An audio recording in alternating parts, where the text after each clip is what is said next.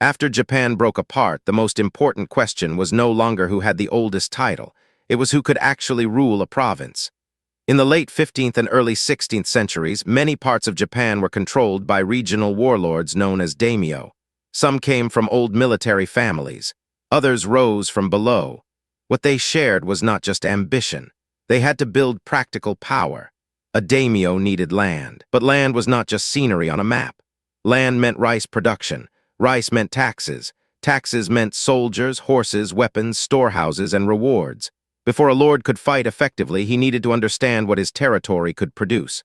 This is why local surveys mattered. Fields had to be counted. Villages had to be watched. Boundaries had to be argued over. A province was not strong simply because it was large. It was strong when its resources could be organized. The next problem was loyalty. Samurai were not machines. They had families, rivalries, debts, memories, and ambitions of their own. A lord had to reward them with land, income, protection, or status. He also had to punish betrayal. In this world, loyalty was built through constant negotiation. Castles became the center of that system. Earlier fortifications existed, but in the Sengoku age castles became more important as military bases, administrative centers, and symbols of authority. Around them, roads, markets, artisans, storehouses, and retainers gathered. This is why a castle town mattered. It allowed a daimyo to concentrate people and resources. It helped him watch the roads, receive information, store weapons, collect goods, and respond quickly to threats. Trade was also part of power. Merchants moved salt, iron, rice, cloth, timber, horses, weapons, and information. Ports and market towns became valuable. A daimyo who could protect trade could also tax it. A daimyo who controlled roads could control movement. But ruling also required law. Sengoku daimyo issued house codes, settled disputes, controlled inheritance, and tried to reduce private violence inside their own lands. They were warriors, but they were also builders of government. The strongest domains became war machines, but not in a simple sense. They were systems. Rice fields fed soldiers, storehouses supplied campaigns, roads moved armies, castles protected command centers, laws reduced disorder, markets produced money. Retainers turned all of this into military force. This is one reason the Sengoku period is so important. It was not only an age of collapse, it was also an age of experimentation. Out of local disorder came new forms of organization. When later figures like Oda Nobunaga, Toyotomi Hideyoshi, and Tokugawa Ieyasu began the work of reunifying Japan, they did not start from nothing.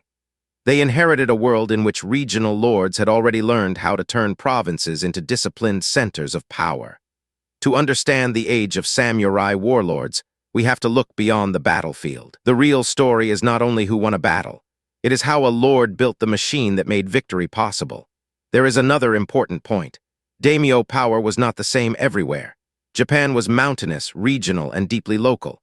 A lord in one province might depend on ports and sea routes. Another might depend on inland rice fields, mountain passes, or silver mines. This meant that every successful domain had to adapt to its own geography. Geography shaped politics. A narrow road through the mountains could be as important as a castle. A river crossing could become a military target. A port could connect a province to merchants, ships, and foreign goods. A fertile plain could support a larger army, but it also had to be defended. Villages also mattered more than many simple samurai stories suggest. Farmers produced the rice. Local headmen helped organize taxes. Communities could cooperate with a daimyo, resist him, or play rival powers against each other. A lord who ignored villages could find his own territory hard to control. This is why documents, promises, and rules became important.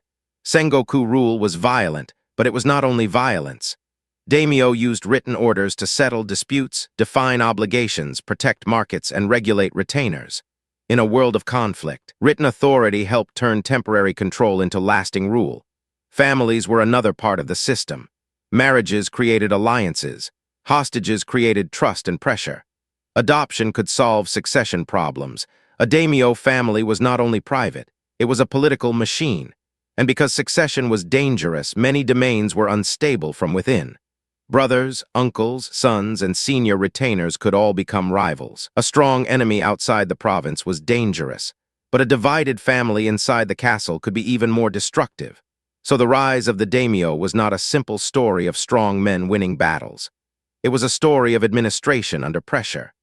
The lords who survived were the ones who could combine military force with local knowledge, economic management, political negotiation, and family strategy.